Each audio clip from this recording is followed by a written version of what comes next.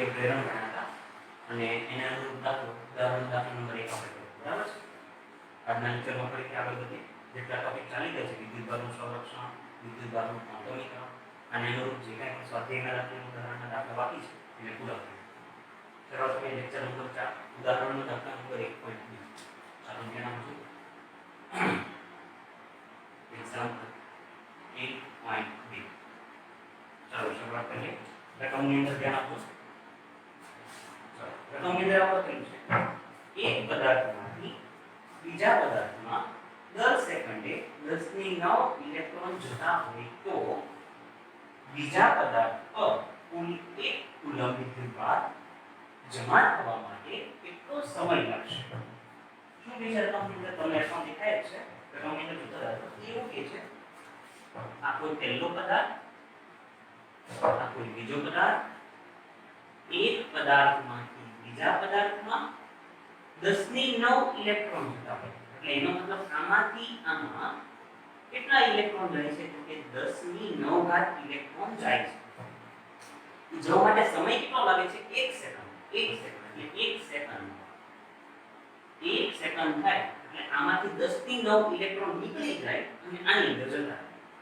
તો એવું કે છે બીજા પદાર્થ પર 1 કુલમ વિદ્યુતભાર થવા માટે આની ઉપર 1 કુલમ વિદ્યુતભાર થઈ જાય Q બરાબર 1 કુલમ વિદ્યુતભાર થઈ જાય એ માટે કેટલો સમય લાગે? આપણે સમય શોધવો છે ને તો આપણે તે લખીએ. આ છે ને અહીંયા લખીએ 1 સેકન્ડમાં જાય છે. 1 સેકન્ડમાં 10⁹ ઇલેક્ટ્રોન આમાં જતા રહે છે. શું શોધવો છે? સમય. એટલે E ને શોધવા છે. અહીંયા કેટલો વિદ્યુતભાર થાય ત્યારે 1 કુલમ થાય ત્યારે 1 કુલમ થવા માટે 1 કુલમ થવા માટે લાગતો સમય. ક્લિયર છે આટલું? ચાલો હવે જોજો બરાબર ધ્યાન આપજો. આનો વિદ્યુતભાર કેટલા કુલમ થવા માટે? 1 કુલમ થવા માટે. એટલે એનો મતલબ આ યુનિક એક વાત છે. 10⁹ ઇલેક્ટ્રોન 10⁹ સંખ્યા છે. તો એનો મતલબ નિયમ તો કયો લાગે? વિદ્યુતભારનું સંરક્ષણ કે ક્વોન્ટમીકરણ? ઝડપથી જવાબ આપો. વિદ્યુતભારનું ક્વોન્ટમીકરણ. તો લખીએ આન્સર. જોજો ધ્યાન આપજો. હવે વિદ્યુતભારના ક્વોન્ટમીકરણ પરથી વિદ્યુતભારના ક્વોન્ટમીકરણનો નિયમ શું છે? બતાવો તો. Q = Ne. બરાબર છે? ચાલો હવે ધ્યાન આપજો. હું ગણતરી કરું એને સમજો એટલે આગળ તમને ધીરે ધીરે સમજાય. Q ની કિંમત લેખી. N ની કિંમત કેટલી? 10⁹ 10⁹. હવે સાંભળો 10⁹ ઇલેક્ટ્રોન પર સેકન્ડ. પર સેકન્ડ એટલે છેદમાં શું આવે? સેકન્ડ. તમને ખબર હોય તો પહેલા લેક્ચરની અંદર મેં સમજાવ્યું હતું 2 મીટર પર સેકન્ડ. એટલે એનો મતલબ 2 મીટર અંતર કાપવા માટે 1 સેકન્ડ. એવી રીતે 10⁹ ઇલેક્ટ્રોન આની ઉપર જવા માટે 1 સેકન્ડ લાગે. આગળ વધીએ. ચાલો E ની કિંમત લખાવો. 1.6 × 10⁻⁻⁴. ચાલો મિત્રો E એટલે 1.6 × 10⁻⁴. એકમ બોલો તો આ એક પ્રકારનો વિદ્યુતભાર, પ્રાથમિક વિદ્યુતભાર. એકમ કુલમ. તો કુલમ. ક્લિયર છે? પાછા આગળ વધીએ. ચાલો Q = 10⁻⁻⁴. એટલે 10⁻⁻10. તમે તમારું કેલ્સી સાથે રાખજો અને 1.6 એટલે કે 1.6 × 10⁻⁻10. એકમ જો તો કુલમ પર સેકન્ડ. આવી વાત છે મિત્રો. આપણે વિદ્યુતભાર નતો શોધવાનો, આપણે સમય શોધવાનો. બરાબર છે? હવે આની ઉપરથી આપણને સમય મળી જશે. જો 1 સેકન્ડની અંદર આટલા કુલમ વિદ્યુતભાર આની ઉપર જાય. દેખાય છે? જો આ વિદ્યુતભાર એકમ શું છે? કુલમ પર સેકન્ડ. એનો મતલબ શું છે? 1 સેકન્ડની અંદર આટલો કુલમ વિદ્યુતભાર આની ઉપર જાય. ઉલટું બોલાય. આટલા કુલમ વિદ્યુતભાર આની પર જવા માટે 1 સેકન્ડ. તો આપણે કેટલા કુલમ જોઈએ છે આની પર? 1 કુલમ. તો 1 કુલમ વિદ્યુતભાર જવા માટે કેટલો સમય? સમજાય છે? પદ લખો એટલે વધારે સમજાશે. જો કે આટલા કુલમ વિદ્યુતભાર એટલે કે 1.6 × 10⁻⁻10 કુલમ વિદ્યુતભાર જવા માટે કેટલો સમય લાગે છે? 1 સેકન્ડ. 1 સેકન્ડ. 1 સેકન્ડ. તો તમારે કેટલો વિદ્યુતભાર ભેગો કરવો છે? 1 કુલમ. 1 કુલમ વિદ્યુત ભાર જોવા માટે કેટલો સમય? ક્લિયર છે? ચાલો આગળ જઈએ. આને આ બધું જોવા દો, આખા પદને નીચે લઈ બરાબર. ધ્યાન આપજો. અને આ બધું જોવા દો તો સમય શોધશું ને આપણે, સમય એટલે t. અહીંયા લખી દઉં t. ચાલો આને આ બધું જોવા દો એટલે 1 કુલમ ઇન્ટુ 1 સેકન્ડ. આ બંને ભેગા કરી દીધા. આ પદ આપણું નીચે છેદમાં આપણે 1.6 ગુણ્યા 10 ની માઈનસ 10 કુલમ. મિત્રો કુલમ કુલમ કેન્સલ, 1 1 1 અને સેકન્ડ. જો જવાબ સેકન્ડમાં ઓટોમેટિક આવે તો સમય એટલે જવાબ આપણો સમયમાં આવશે. એટલે t 1 ના છેદમાં 1.6 ગુણ્યા 10 ની માઈનસ 10 ઘાત સેકન્ડ. સમજાય છે? ઓકે. કામ કરીએ. 10 ની માઈનસ 10 ઉપર જશે તો પ્લસ 10. ચાલો કરી દઈએ. t અને 1 ભાગ્યા 1.6 કરશો ને મિત્રો એટલે એનો જવાબ આવે 0.625. તમે કેલ્ક્યુલેશન ની અંદર કરી નાખજો. 0.625 10 ની માઈનસ 10 ઉપર જશે તો પ્લસ. તમારે ગણતરી સાથે સાથે કરવાની છે. આ તો મને યાદ છે અને મને આ ગણતરી ખબર છે એટલે હું કહી દઉં છું. જવાબ શું આવશે? સેકન્ડ. ક્લિયર છે? હવે બરાબર મિત્રો આ તમને t નો જવાબ તો મળી ગયો કે અહીંયા 1 કુલમ વિદ્યુત ભાર જમા કરવો હોય તો આટલો સમય લાગે. મિત્રો જો આ કેટલો સમય કહેવાય એનું તમને કઈ અનુમાન નહીં ખબર પડે કે આ કેટલો સમય એટલે હું શું કહેવા માંગુ, આને કેટલી કલાક કહેવાય જો, અથવા તો આને કેટલી મિનિટ કહેવાય એવું કઈ સમજાતું છે નહીં. તો એક કામ કરે, હું તમને યુનિટ ચેન્જ કરતા શીખવાડું કે નાના એકમમાંથી મોટા એકમમાં તો મોટા એકમમાંથી નાના એકમમાં કેવી રીતે જવાય. પહેલા એક કામ કરીએ, હું એક સમજાવી દઉં પછી એને સમજી લો, પછી આ દાખલાની અંદર પાછા આવું. આ વસ્તુ સમજી લો. નો જે લોકો નવા છોકરાઓ છે એ લોકો માટે છે, બાકી તો લગભગ બધાને આવડે છે. હું શું કરું છું જોજો કે કોઈ તમારે નાના એકમમાંથી મોટા એકમની અંદર જવું હોય તો તમારે ભાગાકાર કરવાનો. આ હું સમજાવું છું, આટલું યાદ રાખો. અને મોટા એકમમાંથી નાના એકમની અંદર જવું હોય તો તમારે ગુણાકાર કરવાનો. આટલું પહેલા ફિક્સ કરી નાખવાનું કે નાના એકમમાંથી મોટા એકમમાં જવું હોય તો ભાગાકાર કરી નાખવાનો અને મોટા એકમમાંથી નાના એકમમાં જવું હોય તો ગુણાકાર કરવાનો. આ ક્લિયર છે? હવે આની પર ચાલો જો આ એકમ શેમાં છે? સેકન્ડ. એવું માની લો કે મારે ગિયરમાં ફેરવવો છે. શેમાં ફેરવવો છે? ગિયરમાં. એટલે એનો મતલબ શું થયો કે મારે સેકન્ડમાંથી ગિયરમાં જવાનું છે. સેકન્ડમાંથી ગિયર એટલે કે વર્ષમાં ફેરવવો છે. હું મને જવાબ આપો તો આમાં કોણ મોટું કોણ નાનું? સેકન્ડ નાના, ગિયર મોટા. બરાબર છે ને?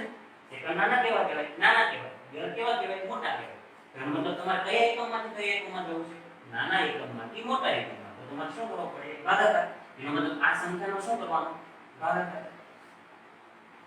ક્લિયર છે? દાખલા તરીકે અહીંયા ગિયરમાં હોય અને તમને હું એમ કહું સેકન્ડમાં ફેરવો. હું એમ કહું સેકન્ડમાં ફેરવો. તો તમે કયા એકમમાંથી કયા એકમમાં જાવ છો? મોટા એકમમાંથી નાના એકમમાં. તો શું કરવાનો? ગુણાકાર. એટલે ગુણ્યા કરીને સંખ્યા લખવાની. ક્લિયર ને? ઓકે. ચાલો અહીંયા સેકન્ડ લખી દો આપણે જેમ હતા એમ જ. કયા એકમમાંથી કયા એકમમાં જવું છે? નાના એકમમાંથી મોટા એકમમાં, ગિયરમાં. ચાલો હવે ગિયરમાં કઈ રીતે કરશો એ ધ્યાન આપજો. આ આખી કિંમત છે ને અહીંયા લખી દઉં છું. જોતા રહેજો. p = 0.625 ગુણ્યા 10 ની 10. હવે સેકન્ડમાંથી આપણે શેમાં જવાના છીએ? ગિયરમાં. એટલે પહેલા આપણે ગિયર અહીંયા નહીં લખવાનું, પહેલા ભાગાકાર કરી નાખીએ. કઈ રીતે ભાગાકાર કરી જો બરાબર ધ્યાન આપો મિત્રો. આ જવાબ હતો સેકન્ડમાં. જોજો સેકન્ડ. સેકન્ડ થી પછી મોટો એકમ કયો સમય? મિનિટ. ચાલો હવે થોડો થોડો ખ્યાલ આવશે. મિનિટ પછી જલ્દી કલાક, કલાક પછી દિવસ, અને દિવસ પછી યર.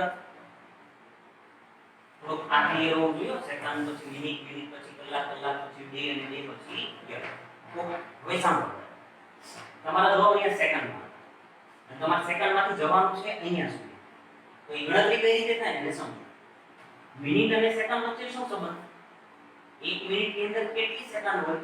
60. 1 મિનિટની અંદર કેટલી સેકન્ડ? તો કે 60. તો સીધા પહેલા 60 વડે ભાગી જો મેં એવું કીધું ભાગાકાર કરવાનો. હવે મિનિટ અને કલાક વચ્ચે કેટલો સંબંધ? 1 કલાકની અંદર કેટલી મિનિટ હોય? કે 60 મિનિટ. એટલે 60 એટલે પાછા 60 અહીંયા. જો આપણે ભાગાકારમાં દિવસ અને કલાક વચ્ચે શું સંબંધ? દિવસ અને કલાક. એક દિવસની અંદર કેટલી કલાક હોય? જવાબ આપો તો મને. 12 કલાક કે 24 કલાક? 24 કલાક. તો અહીંયા 24 કરો એટલે એનો મતલબ અહીંયા 24. અને હવે ફાઇનલ છે. એક વર્ષની અંદર કેટલા દિવસ હોય? એક વર્ષ હોય એમાં કેટલા દિવસ? 365. એટલે 365. એટલે અહીંયા લખી દો 365. ક્લિયર છે? આપો ને તો એટલે એનો મતલબ જો તમે આખો એકમ ચેન્જ કરાય પણ ફાઇનલ શું આવ્યા યરમાં એટલે હવે અહીંયા લખી દો એટલે હવે તમારો જવાબ કેમ આવશે? યર. ક્લિયર છે? ઓકે ચાલો હવે પાછા આપણે ઝડપથી આગળ જઈએ. આ ગણતરીનો મેં તમારા માટે સાઈડ પર લેવા દઉં. આગળ જઈએ. હવે તમારે 0.625 ભાગ્યા આપની સંખ્યા કરવાની અને 10 ની 10 ઘાત 2. બરાબર છે? તો મિત્રો આ બધાનો તમે ગુણાકાર ભાગાકાર કરો તો આ બધાનો ચાલો એનો ગુણાકાર ભાગાકાર કરશો ને એટલે તમારી પાસે જવાબ આવશે 1.98 ગુણ્યા 10 ની -2 ઘાત અને આ તો વધી જાય 10 ની 10 અને પાછળ એકમ યર. મેં આ સાયન્ટિફિક કેલ્ક્યુલેશન ની અંદર કરેલા છે કે મારા રીતે જવાબ આવશે તો તમારી રીતે ખાલી ગણતરી કરજો ગુણાકાર ભાગાકાર અને ઘાત સેટ કરજો. મેં અત્યારે ઘાતની નામ મૂક્યો. બરાબર છે? તો તમે ગુણાકાર ભાગાકાર કરશો એટલે કેલ્ક્યુલેશન ની અંદર એક નંબર આવશે બેકનો નંબર અહીંયા લખી દો. એટલે તમારો જવાબ આવે અહીંયા. બરાબર છે? હવે જોજો છે સી. ચાલો હવે પાછી એક નવી મેથડ નવા છોકરાઓ માટે સમજાવી દઉં. જોજો સમજો. હું જે કરું છું સમજો. દશાંશ ચિહ્ન હોય એને જો તમે આ તરફ લઈ જાઓ તો ઘાતમાં કરવાનો ઘટાડો. શું કરવાનો? ઘટાડો. અને આ તરફ લઈ જાઓ તો ઘાતમાં કરવાનો વધારો. મિત્રો અહીંયા 10 ની -2 નહીં આવે. 10 ની -8 આવશે. હા અહીંયા 10 ની -8 આવશે. તમે ગુણાકાર ભાગાકાર કરશો એટલે ઓટોમેટિક સેટ થઈ જશે. તો હું જે બોલું છું ફરીથી સાંભળજો. એ દશાંશ ચિહ્નને તમે આ તરફ લઈ જાઓ તો કરવાનો ઘાતમાં વધારો. અને જો આ તરફ લઈ જાઓ તો ઘાતમાં કરવાનો ઘટાડો. ક્લિયર છે? આ તરફ લઈ જાઓ તો ઘાતમાં કરવાનો ઘટાડો અને આ તરફ લઈ જાઓ તો ઘાતમાં કરવાનો વધારો. તો હું બતાવું કે દશાંશ ચિહ્નને જો આપણે આ તરફ લઈએ તો ઘાતમાં ઘટાડો કરવાનો અને દશાંશ ચિહ્નને જો આ તરફ લઈએ તો ઘાતમાં કરવાનો વધારો. આટલું ક્લિયર રાખી દેજો. ફિક્સ કરી દેજો. જેમ આ ફિક્સ છે એમાં ફિક્સ છે. ક્લિયર છે? પાછો આમાં સાદુરૂપ પૂછું છું 1.58 આ 10 ની કેટલી ઘાત ગુણ્યા 10 ની -8 પ્લસ 10 એટલે 10 ની 2 યર. ક્લિયર છે? ચાલો હવે देखो આ બધું જાવ તો ઘાત વધે કે ઘટે? તો ઘાત ઘટે તો 1 પોઈન્ટ અહીંયા લ્યો તો 10 ની કેટલી થઈ જાય? 1. પાછા હજી એક અહીંયા લ્યો એટલે 10 ની કેટલી? 0. ચાલો કોઈ પણ ની 0 ઘાત 10 ની 0 ઘાત એનો જવાબ તો કેટલો આવે? 1. તો એનો મતલબ કે તમે અહીંયા લ્યો એટલે 10 ની 1 અહીંયા લ્યો એટલે 10 ની 0 198. તો t બરાબર 198 અને જવાબ શું આવ્યો? યર. જો આપણો ફાઇનલ જવાબ આવ્યો. શું કહેતા હતા કે આની ઉપર 1 કુલમ વિદ્યુતભાર જમા થવા માટે કેટલો સમય લાગે? 198 વર્ષ લાગે. તો મિત્રો ની જોવો તો ખાલી કેટલો વિદ્યુતભાર જમા થવો તો 1 કુલમ અને સમય કેટલો લાગ્યો? 198 વર્ષ. તો એનો મતલબ મને સમજાવો તો આ 1 કુલમ વિદ્યુતભાર ખૂબ જ નાની સંખ્યા કહેવાય કે મોટી કહેવાય? જોવામાં 1 કુલમ જ લાગે છે પણ હકીકતમાં જોવા માટે સમય કેટલો લાગ્યો? 198. એટલે એનો મતલબ એ સંખ્યા મોટી છે. મતલબ 1 કુલમ વિદ્યુતભાર ખૂબ જ મોટા કહેવાય. કેવા કહેવાય? મોટા. એટલે તમારે ખાલી જાણકારી માટે સમજી લેવું કે 1 કુલમ વિદ્યુતભાર ખૂબ જ મોટા છે. 1 કુલમ વિદ્યુતભાર તો ખૂબ જ કેવા કહેવાય? મોટા. અને ફિઝિક્સ ની અંદર મોટા જે શબ્દ છે એની માટે સ્થૂળ એક શબ્દ વપરાય છે. સ્થૂળ. આ શબ્દ થોડીક જ વારમાં પાછો આપણે સમજવાનો છે એટલે ત્યારે ધ્યાન આપવું. મોટા એટલે શું કહેવાય? સ્થૂળ. એટલે ટૂંકમાં 1 કુલમ વિદ્યુતભાર કેવો કહેવાય? તો કે સ્થૂળ વિદ્યુતભાર અથવા તો 1 કુલમ વિદ્યુતભાર કેવો કહેવાય? ખૂબ જ મોટા કહેવાય. ક્લિયર છે? આગળ જોઈએ. હવે કરશું આપણે ઉદાહરણનો દાખલા નંબર 1.3. ચાલો ઝડપથી ફરીથી આવી જાઓ. એક્ઝામ્પલ 1.3. જો મિત્રો નો સમજ પડે તો વારંવાર રિપીટ કરીને જોજો. જે કન્સેપ્ટમાં તકલીફ પડતી હોય આને ખાલી રિપીટ કરીને જોઈ લેજો એટલે સમજાઈ જશે. ઉદાહરણનો દાખલા નંબર 1. ચાલો શરૂઆત કરીએ. બરાબર ધ્યાન આપજો.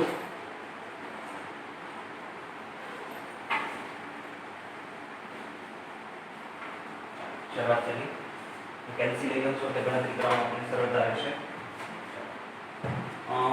કરીએ આપણે ઉદાહરણનો દાખલા નંબર 1. ચાલો રકમની અંદર શું કીધું બરાબર ધ્યાન આપો. એક પ્યાલા પાણીમાં કેટલા ધન અને ઋણ વિદ્યુત ભારો હશે? શું સવાલ કીધો છે? એક પ્યાલા પાણી, એક પ્યાલા પાણીમાં લેવાનું છે એટલે એકદમ પહેલા પ્યાલો લઈ લો ઝડપથી. એક્ઝામ ની અંદર આકૃતિ લઈ લો ચાલશે, ખાલી સરળતા માટે છે. એક પ્યાલો લઈ લો, પ્યાલો લઈ લો. એક પ્યાલા પાણીમાં એનો સવાલ એવો છે કેટલા ધન વિદ્યુત ભાર અને કેટલા ઋણ વિદ્યુત ભાર. વિદ્યુત ભાર એટલે ક્યુ, એટલે તમારે ક્યુ ને શોધવાનું. આની અંદર કેટલા ધન છે વિદ્યુત ભાર અને આની અંદર કેટલા ઋણ વિદ્યુત ભાર છે વિદ્યુત ભાર છે એ આપણે શોધવાના. ક્લિયર છે? એક પ્યાલાની અંદર પાણી લઈ લો, પાણી એટલે H2O. તો એક પ્યાલો પાણી લો તો એની અંદર કેટલા ધન અને કેટલા ઋણ વિદ્યુત ભાર હોય એની આપણે માહિતી આપવાની છે. હવે મિત્રો હું કહું ની પહેલા એક વસ્તુ સમજી લો. આ સમજતા પહેલા લાસ્ટ લેક્ચર જો આપણે યાદ કરીએ તો એની અંદર મેં ગોળો બતાવ્યો. મને જવાબ આપો તો આ ગોળો શું જે હોય તે આની અંદર વિદ્યુત ભાર કેટલો છે અત્યારે ટોટલ? તમારો જવાબ શું હોય? 0. પણ મને ઈ જવાબ આપો તો આની અંદર ધન કેટલા અને ઋણ કેટલા? તો એનો જવાબ શું? કે હું એમ કહું કે 3 ધન તો અંદર 3 કેટલા થયા? ઋણ. એનો મતલબ ટોટલ તો કેટલું? 0. તો એનો મતલબ આપણો જવાબ એ સરળ થઈ ગયો. એક પ્યાલો પાણી લો, કેટલા ધન છે કેટલા ઋણ છે એ નથી ખબર, પણ તમે ધન શોધી નાખો તો ઋણ ઓટોમેટિક મળી જ જાય. ક્લિયર? ઓકે, ચાલો હવે સમજો મિત્રો. જવાબ ચાલુ કરીએ. હવે જવાબ ચાલુ કરતા પહેલા એક વસ્તુ સમજી લો. તમને એવું કીધું છે કે પ્યાલાની અંદર કેટલું પાણી ભરેલું છે, રકમમાં કશે લખેલું છે? એવું નથી લખેલું. તો તમે એવું માની લો કે પ્યાલાની અંદર ધારો કે પ્યાલામાં લખી દો 250 ગ્રામ પાણી ભરેલું છે. પ્યાલાની અંદર કેટલું પાણી ભરી દીધું? 250 ગ્રામ. હવે ઘણા બાળકોની અંદર પ્રશ્ન થાય સર 250 લેવા જરૂરી છે? તમે જે લો એનાથી કોઈ ફરક નથી પડતો. અને કદાચ રકમની અંદર આપી દીધી હોય કે 250 ગ્રામ લો તો કોઈ પ્રશ્ન જ નથી. નહીંતર તમે 170 150 જે લેવું હોય તે કરીને તમે શોધી લો. ક્લિયર છે? અત્યારે સરળતા માટે 250 ગ્રામ પાણી લઈ લીધું. હવે ધ્યાન આપજો. સર 250 ગ્રામ પાણી લીધું એનું કારણ શું? હવે ધીરે ધીરે સમજાવું છું. દોસ્તો તમે એક શબ્દ સાંભળેલો છે અણુભાર. કેમિસ્ટ્રીની અંદર આવે છે. શું આવે છે? અણુભાર. મને જવાબ આપો તો પાણીનો અણુભાર કેટલો હોય? 18 ગ્રામ. કેટલો ગ્રામ? 18 ગ્રામ. જેને નથી યાદ રાખો અથવા યાદ કરી લો. પાણીનો અણુભાર હોય 18 ગ્રામ. એટલે આ માહિતી પણ તમને ખબર હોવી જોઈએ. પાણીનો અણુભાર = 18 ગ્રામ. આ ધારવાનું નથી, આ સાચું છે. આપણે હવે ચાલો મને જવાબ આપો. 18 ગ્રામ પાણી લ્યો તો એમાં અણુની સંખ્યા કેટલી હોય? તો કે એવો કેટલો નંબર જેટલી. કોના જેટલી? એવો કેટલો નંબર જેટલી. એવો કેટલો નંબર એટલે સંખ્યા 6.022 * 10 ની 23. 6.022 * 10 ની 23. કેટલા ગ્રામની અંદર? 18 ગ્રામની અંદર. એટલે 18 ગ્રામ તમે પાણી લ્યો ને તો એની અંદર આટલા અણુ હોય. આટલા અણુ હોય. અને કોના અણુ? પાણી. ક્લિયર? અને આપણે કેટલું પાણી લીધું હકીકતમાં? 250 ગ્રામ. તો આ પદ આની અંદર મૂકીએ અને કંઈક જવાબ આવે. જોજો.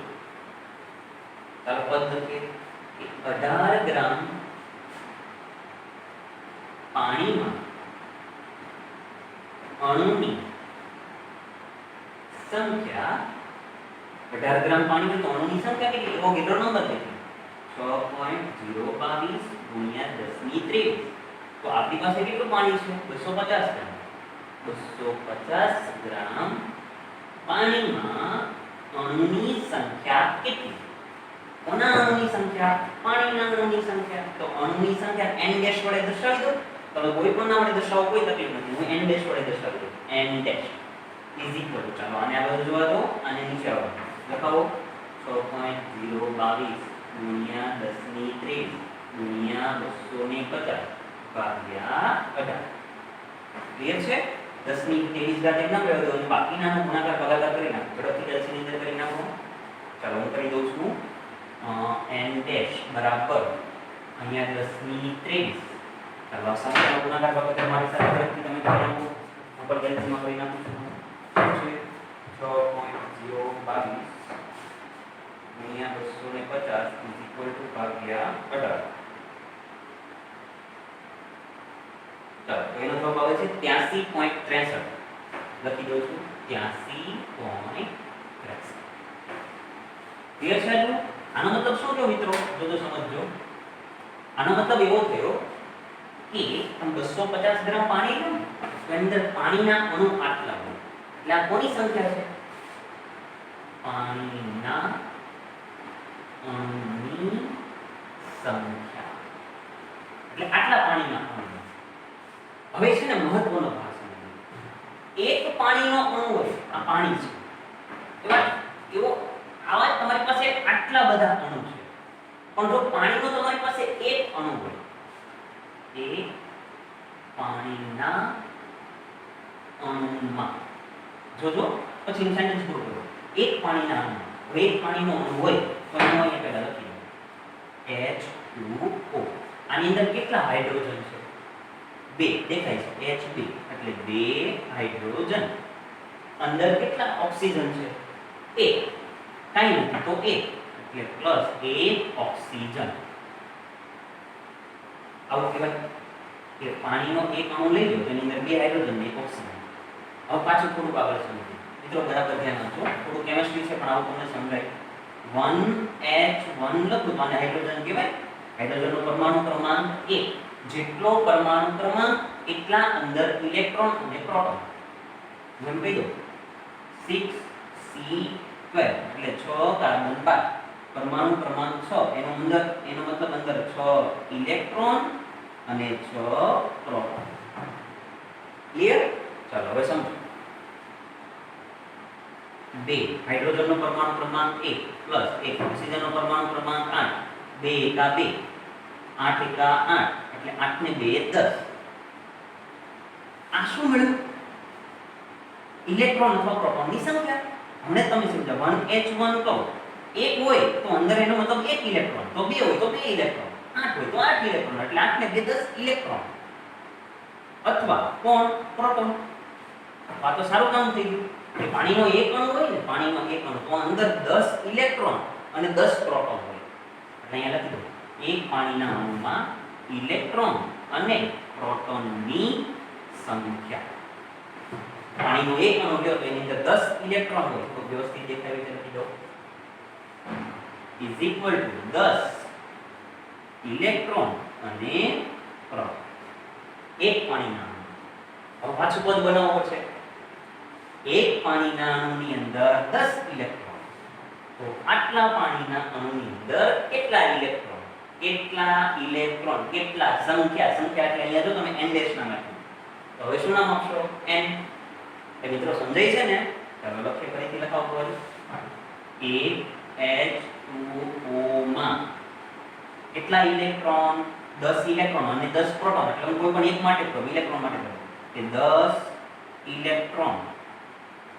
તો આપણી પાસે આટલા અણુ છે. આટલા અણુ એટલે 83.63 ગુણ્યા 10 ની 23 માં કેટલા ઇલેક્ટ્રોન અથવા કેટલા પ્રોટોન? કેટલા એટલે n ઇઝ ઇક્વલ ટુ. ચાલો હવે એક કામ કરીએ, આને આ બાજુ જવા દો, એકને નીચે લઈ લો તો એકનો તો કોઈ મતલબ નથી એટલે આને અહીંયા જવા દો. 10 ની 23 ને 10 એટલે 10 ની 24 તો શું લખાય?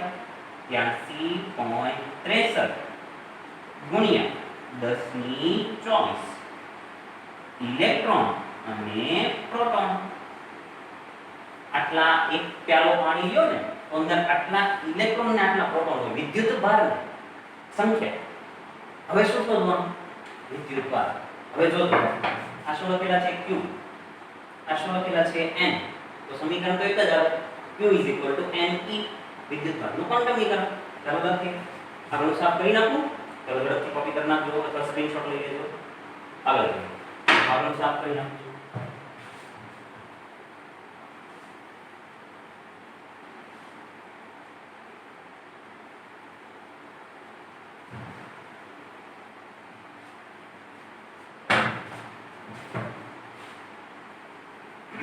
મિત્રો જે પણ દાખલા થાય છે એની જાતે પ્રેક્ટિસ કરજો.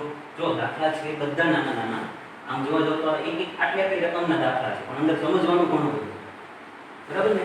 એટલે દાખલા વારંવાર રિપીટ કરીને જોતા રહેજો એટલે ઓટોમેટિક ધીરે ધીરે સમજાવવા લાગશે. તરત સમજાય એવું જરૂર નથી.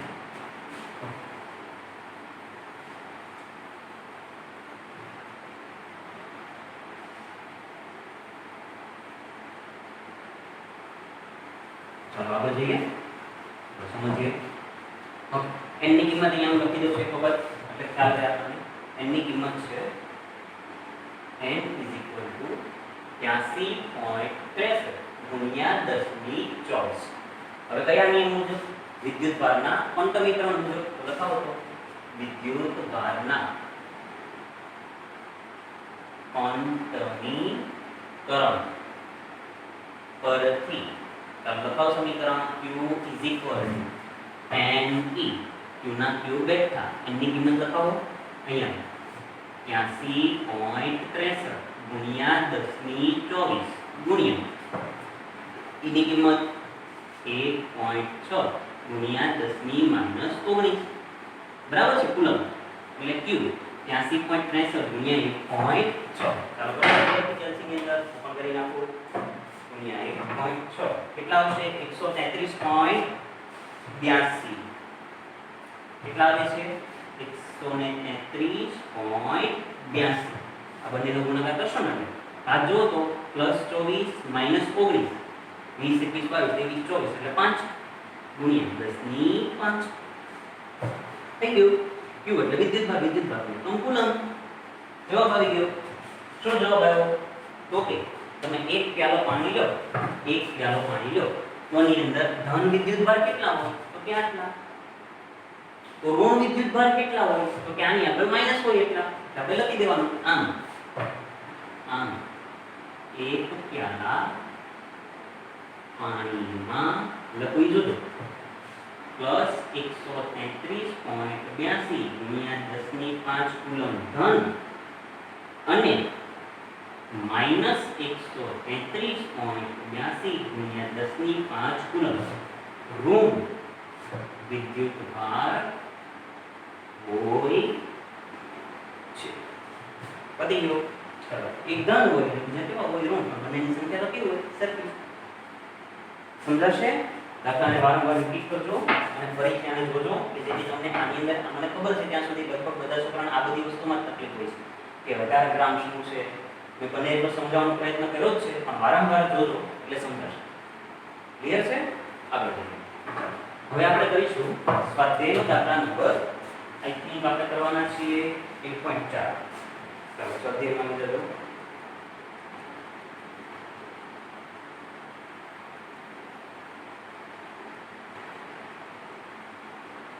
તમારી ઝડપથી અગર છે ટેક્સ્ટબુક છે એટલે ચાલો ઓકે.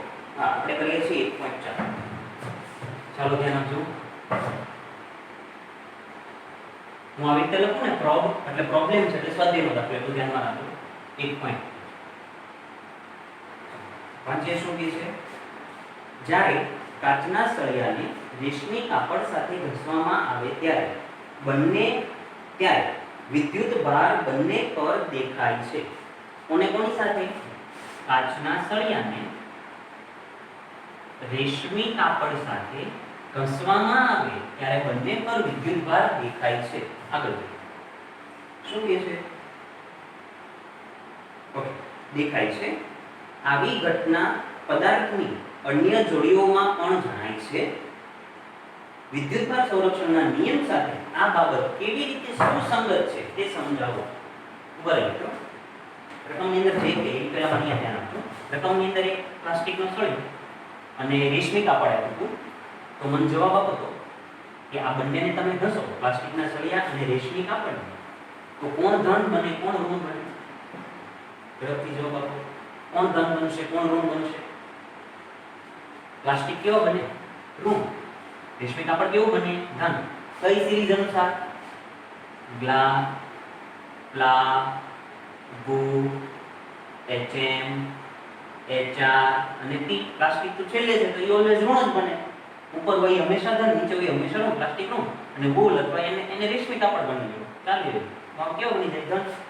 સમજાય છે? ઓકે ચાલો આ થઈ ગયું. તો હવે શું કહે છે, આવી કોઈ પણ તમે જોડી લ્યો તો એમાં વિદ્યુતભાર સંરક્ષણના નિયમનું પાલન થાય એ સમજાવો. વિદ્યુતભાર સંરક્ષણનો નિયમ શું છે કે વિદ્યુતભાર ન ઉત્પન્ન થાય, વિદ્યુતભાર ન નાશ થાય, માત્ર એક પદાર્થ પરથી બીજા પદાર્થ પર જાય. હવે જો આ શરૂઆતની અંદર હું સળિયો લઈ લઉં, આ સળિયો હું શરૂઆતમાં લઉં અને આ કાપડ લઉં, આની પર કેટલો વિદ્યુતભાર, હું ઘસતો નથી એમના પડ્યા, આની પર કેટલા, તો કે Q બરાબર 0, આની પર કેટલા, તો કે Q બરાબર 0. જેવા ઘસો એટલે હું એમ કહું કે આની પર -5 કુલમ્બ આવ્યા તો આની પર કેટલા, +5 કુલમ્બ. કેમ કે જેટલા ગુમાવે અથવા તો જેટલા આમાંથી આમાં જાય એવું જ આવે. સમજાય છે? એટલે જેટલા માઈનસ મેળવે એટલા પ્લસ મેળવે. કોઈ દિવસ એવું ન થાય કે અહીંયા -5 છે તો અહીંયા +4 થઈ ગયો, આવું થાય નહીં. તો સ્વાભાવિક છે કે અહીંયા જેટલો માઈનસ એટલે અહીંયા પ્લસ, તો વિદ્યુતભારના સંરક્ષણનું નિયમ પાલન થાય જ છે. તો આપણે તો ખાલી લખવાનું જ છે. જો કે અહીં કોને કોની સાથે ઘસતા, અહીં સળિયાને રેશમી કાપડ સાથે ઘસતા સળિયો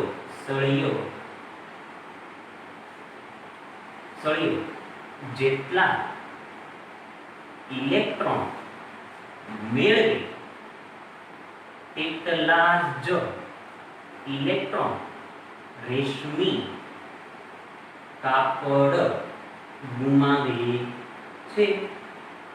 મિત્રો આવું સેન્ટેન્સ શું કામ લખ્યું? સળિયાને રેશમી કાપડ સાથે ઘસતા સળિયો જેટલા ઇલેક્ટ્રોન મેળવે, કેમ કે આ ઋણ બને છે ને, તો એનો મતલબ એને ઇલેક્ટ્રોન મેળવવા. આ કેવા બને છે? ધન, એનો મતલબ એને ઇલેક્ટ્રોન ગુમાવવા. તો જેટલા આને મેળવા એટલા આને ગુમાવ્યા. તો આ કયા નિયમનું પાલન થયું? વિદ્યુતભાર સંરક્ષણના. આમ કોઈ પણ જોડ માટે વિદ્યુતભાર સંરક્ષણના નિયમનું પાલન થાય. પતી ગયું. બસ આ તો ખાલી આટલું જ સમજવાનું. ક્લિયર છે? ખાલી કન્સેપ્ટ પૂછો તો કેટલા ગુમાવે તો કેટલા મેળવે, કેટલા ગુમાવે તમે આવ્યો છે. ચાલો ધ્યાન આપજો. 1.4 કરીએ. ચાલો સ્વાધ્યાયનો દાખલા નંબર 1.4 બરાબર ધ્યાન આપો.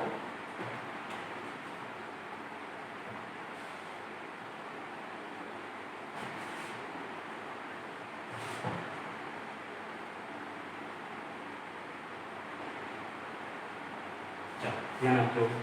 એના એક કન્સેપ્ટ છે, ખાલી આપણે લખવાનું છે. શું કહે છે? પદાર્થનો વિદ્યુતભાર ક્વોન્ટમિક થયેલો છે એ કથનનો અર્થ સમજાવો. શું સેન્ટેન્સ લખેલું છે? પદાર્થનો વિદ્યુતભાર ક્વોન્ટમિક થયેલો છે એનો અર્થ સમજાવો. ક્વોન્ટમિક એટલે ક્વોન્ટમિક એટલે શું? ક્વોન્ટમીકરણ. તો આ સેન્ટેન્સનો મતલબ તો શું થાય કે પદાર્થનો વિદ્યુતભાર ક્વોન્ટમીકરણ પામેલ છે એનો મતલબ શું? તો ખાલી આપણે ક્વોન્ટમીકરણનો નિયમ જ લખવાનો છે. વિદ્યુતભારના ક્વોન્ટમીકરણનો નિયમ શું છે? શું આવે જવાબ વિદ્યુતભારના ક્વોન્ટમીકરણ? કે કુદરતમાંથી મળી આવતા કોઈ પણ વિદ્યુતભારનું મૂલ્ય, કોઈ પણ વિદ્યુતભાર એટલે આપણે શું કીધું તો વિદ્યુતભારનું મૂલ્ય પ્રાથમિક એટલે E પ્રાથમિક વિદ્યુતભાર ના પૂર્ણ ગુણાંકમાં હોય છે. એટલે કે Q = NE. પતી ગયું. અને વિદ્યુતભારને શું કરેલો કહેવાય? ક્વોન્ટમીકરણ. અથવા એને શું કરેલો કહેવાય? ક્વોન્ટમિક. સમજાય છે? ખાલી શબ્દ લખ્યો કે ક્વોન્ટમિકનો મતલબ શું? એટલે ક્વોન્ટમીકરણનો મતલબ શું? નિયમ ખાલી લખવાનો છે. ક્લિયર? ચાલો બી ભાગ સમજીએ. એનો બી ભાગ મહત્વનો. જોજો બી ભાગ મેં તમને સમજાવ્યો તો નીચે સમજીએ પેપર. શું કહે છે બી ભાગની અંદર? જો સ્થૂળ એટલે કે મોટા માપક્રમ પર વિદ્યુતભારો સાથે કામ કરતી વખતે આપણે વિદ્યુતભારનું ક્વોન્ટમીકરણ શા માટે અવગણી શકીએ છીએ? રકમ મને ખ્યાલ છે, પણ તમે રકમની અંદર જોતા રહેજો. શું કહે છે? જોજો કે મોટા માપક્રમ પર કાર્ય કરતી વખતે વિદ્યુત ભારનું ક્વોન્ટમીકરણ શા માટે અવગણી શકીએ છીએ? પ્રશ્નાર્થ ચિહ્ન. અવગણી શકીએ છીએ એમ કહી દીધું એટલે એનો મતલબ અવગણના કરીએ કે અને પછી પ્રશ્નાર્થ ચિહ્ન. શા માટે વિદ્યુત ભારનું ક્વોન્ટમીકરણ અવગણી શકાય છે? એવું કે છે અને કયા માપદંડ પર કાર્ય કરવાનું? સ્થૂળ. સ્થૂળ એટલે મોટા. એને હું બે શબ્દ ખાલી કહી દઉં તો અહીંયા નીચે જોઈ લો. આ બધું સાફ કરીએ.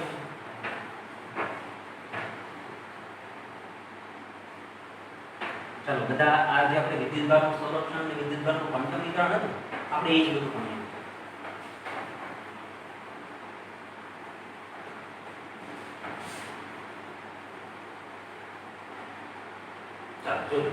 હું એક છે ને નાની અમથી વસ્તુ સમજાવી દઉં કે હું આવો શબ્દ લખું સ્થૂળ એટલે એને કહેવાય મોટા, અને હું આવો શબ્દ લખું સૂક્ષ્મ એટલે એને કહેવાય નાના. પેલા આ બે શબ્દ ક્લિયર હોવા જોઈએ. અગિયાર સાયન્સની અંદર પહેલા ચેપ્ટરની અંદર આ શબ્દ આવી જાય છે, પણ અત્યારે આપણે સમજી ગયો કે ખાલી યાદ રાખી લો. સ્થૂળ એટલે મોટા, સૂક્ષ્મ એટલે નાના. ક્લિયર? ચાલો અહીંયા એવું કીધું હતું કે સ્થૂળ માપક્રમ સાથે કાર્ય કરતી વખતે વિદ્યુત ભારનું ક્વોન્ટમીકરણ અવગણી શકાય છે. વિદ્યુત ભારનું ક્વોન્ટમીકરણ અવગણી શકાય. એક કામ કરો, હું સમજાવું એને ખાલી જોતા રાખો. વિદ્યુત ભારના ક્વોન્ટમીકરણનું સમીકરણ લખો. ઓકે, તો કે Q n. એવું માની લો કે મારે n ને શોધવા છે. કોને શોધવા છે? n. હવે મને થોડુંક સમજી જવા દો. n ની કિંમત કેવી આવવી જોઈએ? તમે આ બધી કિંમત મૂકો અને ક્વોન્ટમીકરણના નિયમનું પાલન કરવું હોય તો n ની કિંમત કેવી આવવી જોઈએ? યાદ કરી દો. n ની કિંમત કેટલી હોય? તો કે ± 1 થી ચાલુ થાય અને ક્યાં સુધી જાય? તો કે ઇન્ફિનિટી સુધી. એની અંદર 1.5 2.5 આવી સંખ્યા આવે ને 1 2 3 4 આવી બધી સંખ્યા આવે. એનો મતલબ પૂર્ણાંક સંખ્યા. એનો મતલબ તમે એક કિંમત મૂકો, જવાબ પૂર્ણાંક સંખ્યા આવે તો ક્વોન્ટમીકરણ ચાલે, નહીંતર ન ચાલે. બરાબર છે? હવે કયા માપક્રમ સાથે કામ કરવાનું હતું? સ્થૂળ. સ્થૂળ એટલે મોટા. મોટા એટલે મોટા વિદ્યુતભારનું ઉદાહરણ આપો તો મોટો વિદ્યુતભાર કેટલો હોય? ઓછામાં ઓછો Q બરાબર 1 કુલમ. તો Q ની જગ્યાએ લખી દો 1 કુલમ. તો લખીએ કેમ કે સ્થૂળ કીધું છે એટલે તો Q ની જગ્યાએ લખી દો 1 કુલમ. n મારે શોધવા છે, એની કિંમત 1.6 ગુણ્યા 10 ની -19 કુલમ. Coulomb coulomb cancel. બરાબર છે? n ને સૂત્રમાં બદલા બનાવો તો n = 1/1.6 ગુણ્યા 10 ની -19. ક્લિયર છે? ચાલો આ તમને ખબર છે 1/1.0.625 ધીરે ધીરે યાદ રહી જશે. ચાલો n ની કિંમત કેટલી? 0.625. ઓકે, 10 ની -19 ઉપર જશે તો +19. ઓકે, n ની કિંમત આવી. ક્લિયર છે? ચાલો મને ઝડપથી જોઈને કહો કે આ કિંમત આની અંદર આવે કે ન આવે? આખી કિંમત જુઓ તો ઘણા બધા છોકરાઓને કદાચ પોઈન્ટ જોઈને એવું લાગતું હોય કે આ સંખ્યા આની અંદર આવે નહીં. તો દોસ્તો સમજો, આ કેવો નંબર છે? સાયન્ટિફિક નંબર છે. અને થોડા વ્યવસ્થિત કરો તો આ બાજુ જાઓ તો ઘાત વધે કે ઘટે?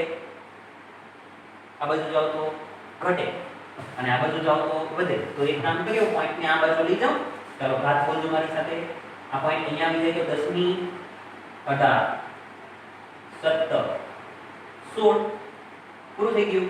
એટલે 10 ની 16 અને 625 તો થાય શું? અહીંયા શું લખાય?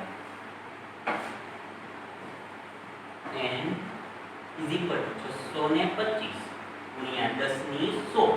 હવે મને જવાબ આપો તો મિત્રો, તમે n ની કિંમત આવી લખો 1 2 3 અલ્પવિરામ ઇન્ફિનિટી. એની અંદર આ નંબર આવે કે ના આવે? 625 ની પાછળ હજી કેટલા શૂન્ય લગાડવાના? 16. ઈ જે નંબર લખાડવાનો 625 ની પાછળ 16 શૂન્ય લગાવો. 16 ઈ સંખ્યાની અંદર આવે? આવે જ તે, કેમ કે આ તો ઇન્ફિનિટી છે. તો ઇન્ફિનિટી ની અંદર તો બધા આવી જાય. સમજાય છે? તો એનો મતલબ શું છે મિત્રો? કે જો તમે Q ની કિંમત 1 કુલમ લ્યો તો ઓટોમેટિક વિદ્યુતભારનું ક્વોન્ટમીકરણ થઈ જ જાય. એટલે તમે અવગણી શકો કે વિદ્યુતભારનું ક્વોન્ટમીકરણ થાય છે કે નથી થતું એ ચેક કરવાની જરૂર નથી. જ્યારે Q ની કિંમત મોટી લ્યો એટલે કે 5 કુલમ લ્યો, 6 કુલમ લ્યો, 1 કુલમ લ્યો, 10 કુલમ લ્યો, ત્યારે તમારે ક્વોન્ટમીકરણની ચિંતા કરવાની નહીં. ત્યારે ઓટોમેટિક ક્વોન્ટમીકરણ થતું છે. એટલે છેલ્લે એવું લખી દેવાનું, આમ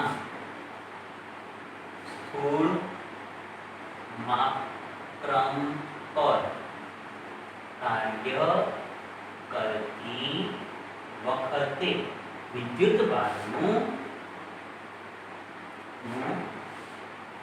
ક્વોન્ટમીકરણ અવગણી શકાય છે. મિત્રો આ દાખલો વારંવાર દોરો અને મગજની અંદર ક્લિયર કરવાનો પ્રયત્ન કરજો કે એની કિંમત અત્યારે આવી આવે છે એટલે આપણે અવગણીએ. હવે આવી શું કામ આવી? કેમ કે તમે એની કિંમત આવી ધારી લીધી. એટલે એનો મતલબ મોટા માપક્રમ સાથે વાત કરો તો ક્વોન્ટમીકરણ અવગણી શકાય. ક્લિયર છે? તો આગળ હવે અહીંથી આપણે દાખલો કરવાનો છે. સ્વાધ્યાયનો દાખલા નંબર આજનો છેલ્લો દાખલો કરીએ. સ્વાધ્યાયનો દાખલા નંબર 1.2. ચલો ધ્યાન આપજો. 1.2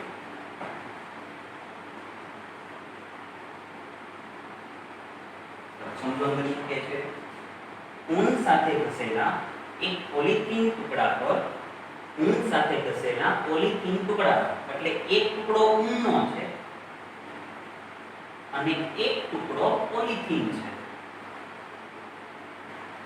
દોસ્તો પોલિથીન એટલે પ્લાસ્ટિક, એટલે હકીકતમાં પ્લાસ્ટિક છે. ઓકે, હવે જો ઊન સાથે ઘસેલા એક પોલિથીનના ટુકડા પર 3 × 10⁻⁷ કુલમ ઋણ વિદ્યુતભાર છે. આની પાસે કેટલો વિદ્યુતભાર છે? 3 × 10⁻⁷ કુલમ. કેવો વિદ્યુતભાર? ઋણ વિદ્યુતભાર. આગળ માઈનસ લખો કે આની પાસે આટલો ઋણ વિદ્યુતભાર છે. ચાલો આગળ વધો. શું કહે છે? એ વાંચો. સ્થાનાંતરિત થયેલા ઇલેક્ટ્રોનની સંખ્યા શોધો. સ્થાનાંતરિત થયેલા ઇલેક્ટ્રોનની સંખ્યા એટલે n. અત્યારે ખાલી એમનામ ચાલવા દો, પછી આપણે સમજીએ કે મારે n શોધવું. પછી શું કહે છે? એવો શાના પરથી શાના પર સ્થાનાંતરિત થયા હશે? ઇલેક્ટ્રોન અહીંયાથી અહીંયા ગયા છે કે અહીંયાથી અહીંયા, એનો તમારે જવાબ આપવાનો છે. બરાબર છે? ચાલો પહેલા a ભાગ બતાવો, પછી b ભાગ સમજીએ. પહેલા a ભાગ સમજીએ. જો મને પહેલા જવાબ આપો. પેલી બધી સિરીઝ છે ગ્લા પ્લા ru, ગ્લા પ્લા ru, HN HR WT. તમને આની ઉપરથી ખબર પડી જાય, અથવા તો આને જોવો તોય ખબર પડી જાય કે કોણે ઇલેક્ટ્રોન ગુમાવ્યા છે અને કોણે મેળવ્યા છે. અને આને જોશો તોય ખબર પડશે. એટલે મેં તમને શીખવાડ્યું. ઊન એટલે ઊન. આ બંને તમે બસો પ્લાસ્ટિકને બોલો તો આ કમ્પલસરી કેવા બને? માઈનસ. આ કેવા બને? પ્લસ. આ પ્લસ શું કામ બન્યા? કેમ કે આને ઇલેક્ટ્રોન આપ્યા, એટલે આ પોતે કેવા બન્યા? માઈનસ. અને માઈનસ એટલે ઋણ હતા. ખબર પડી? અને આને ગુમાવ્યા એટલે આ કેવા બન્યા? ધન. એટલે તમને આની પરથી નહીં ખબર પડશે અને તમને સિરીઝ આવડે તો બધા કરતા સારું છે. આની કોઈ જરૂર જ નહીં પડે. ક્લિયર? ચાલો ઓકે. n ને શોધવાનું મિત્રો, વાત પૂરી થઈ ગયા. તો q છે વિદ્યુતભાર 3 × 10⁷ કુલમ વિદ્યુતભાર. n છે, n ને શોધવા છે તો e તો ખબર હોય જ તે. હવે વિદ્યુતભારના ક્વોન્ટમીકરણ પરથી ચાલો ક્વોન્ટમીકરણનો નિયમ લખાવી દઉં. સમીકરણ q = ne. ચાલો q ની કિંમત આ n ને મારે શોધો એટલે n q ના છેદમાં e. n q ની કિંમત -3 × 10⁻⁷. e ની કિંમત 1.6 × 10⁻⁹. ક્લિયર છે? ગુણાકાર ભાગાકાર કરશો એટલે શું આવશે? n. કરી નાખો જાતે. જે કાંઈ જવાબ આવે પણ કેવો આવે? માઈનસમાં. માઈનસમાં ચાલે. સંખ્યા શોધો છો તો આપણે જાતે કેવા કરી દેવાના? ધન. એટલે તેથી n બરાબર જે કાંઈ એનો ગુણાકાર 3 ભાગ્યા કરો, ઘાતાંક કરો. માઈનસમાં તો પણ સંખ્યા માઈનસમાં હોય નહીં એટલે પ્લસ કરી દીધા. આવી ગયો જવાબ. કે શું જવાબ આવ્યો? કે આની ઉપરથી આટલા ઇલેક્ટ્રોન આની ઉપર ગયા હોય એટલે આટલો વિદ્યુતભાર બન્યો તો તે ઋણ બને. અને છેલ્લે શું કીધું કે કોણ ઇલેક્ટ્રોન ગુમાવે, કોણ મેળવે? આનો જવાબ શું? કોણ મેળવે ઇલેક્ટ્રોન? પ્લાસ્ટિક ઇલેક્ટ્રોન મેળવે છે, ઊન ઇલેક્ટ્રોન ગુમાવે છે. અહીં આટલા ઇલેક્ટ્રોન એટલે n બરાબર આટલા ઇલેક્ટ્રોન પ્લાસ્ટિક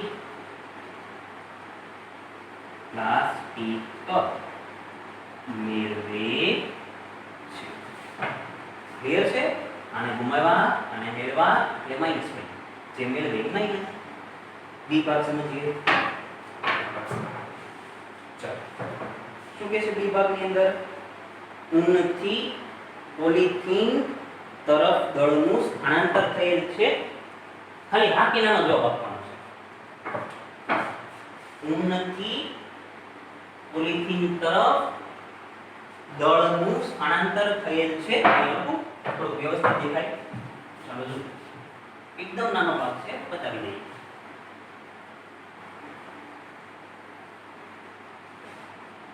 શું પૂછું? ઉનથી પોલિથીન તરફ કઈ દળ ગયું હોય આવું તમને પૂછે છે. મિત્રો પહેલો લેક્ચર યાદ કરો, મેં એક સેન્ટેન્સ લખ્યું હતું. દળ એ વિદ્યુત